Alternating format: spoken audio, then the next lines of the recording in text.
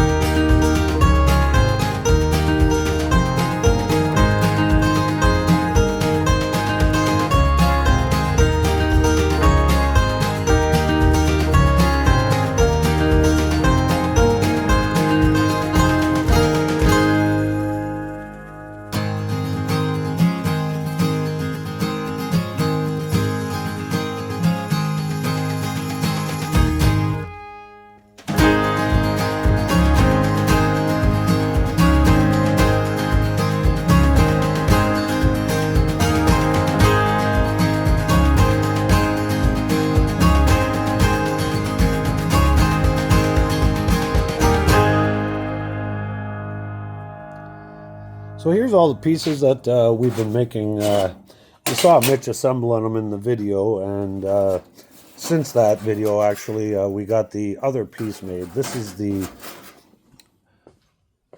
extra trim that is no longer on the other side.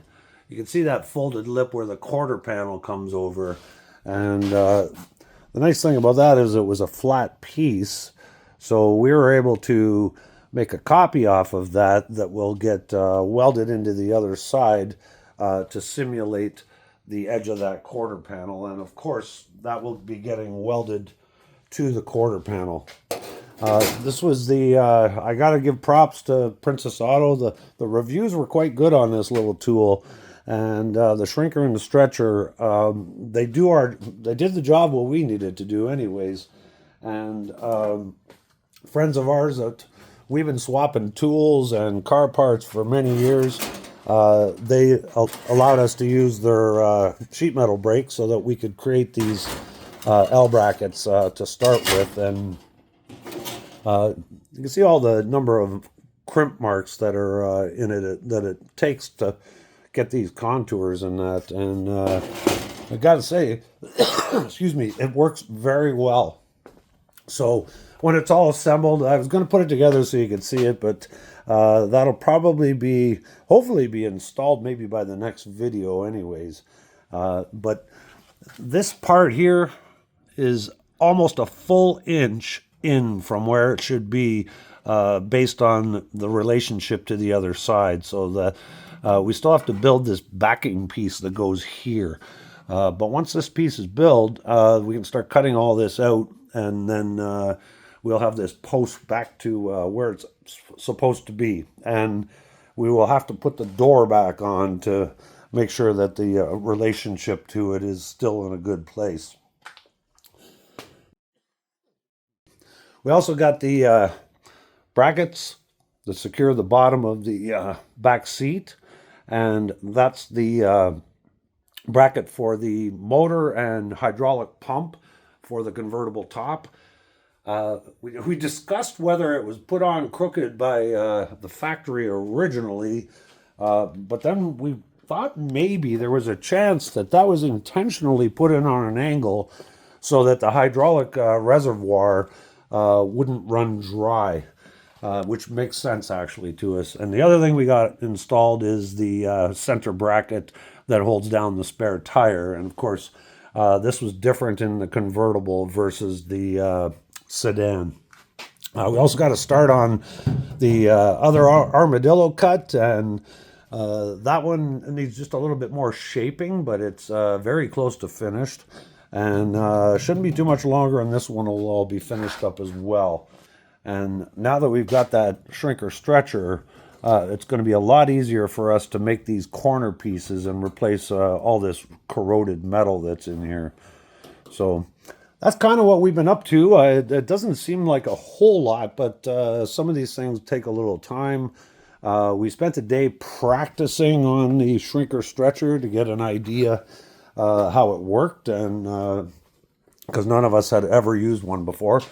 But the pieces that are going to be for the post are quite good, actually. They line up very well, so that's about all we got for an update at the moment. I'm going to just go right to the viewer showcase.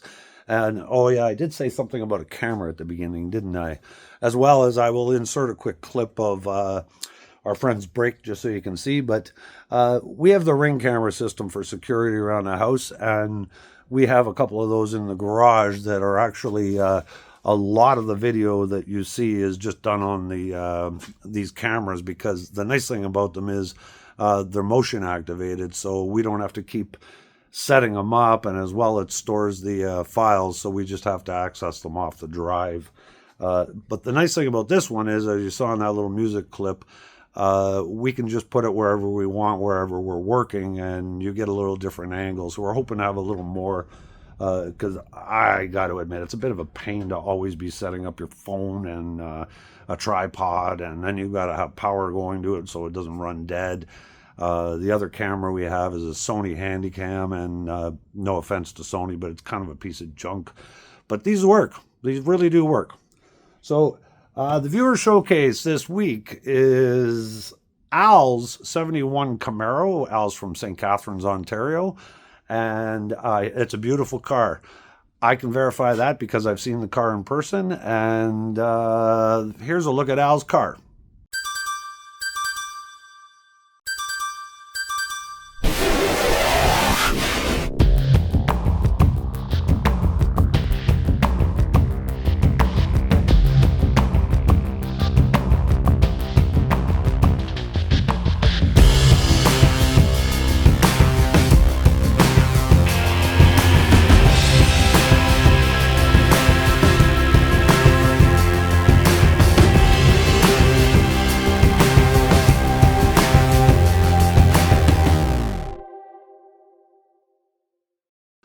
So we got another day coming up, Saturday. Today's Thursday, actually. We'll be putting in another day on Saturday, and hopefully there'll be a few more jobs tidied up.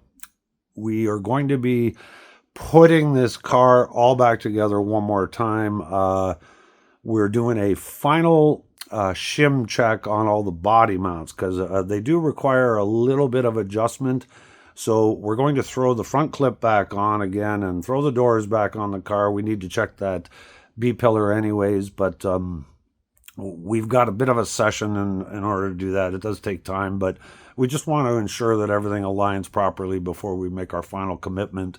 And then we're going to document all 18 body mounts to make sure that we know whether it needs, say, a 1/4 inch shim or a 1/8 shim. But we're going to document those, and then we can have that file so that when it comes time to be putting the car, the body back on the frame, all painted, and, you know, we don't want to be messing around any more than we have to.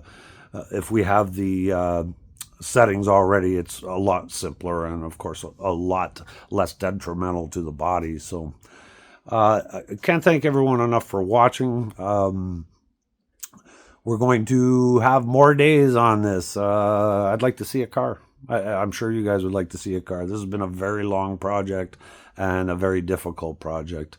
But you just got to keep going. You just got to keep going. Have a great day.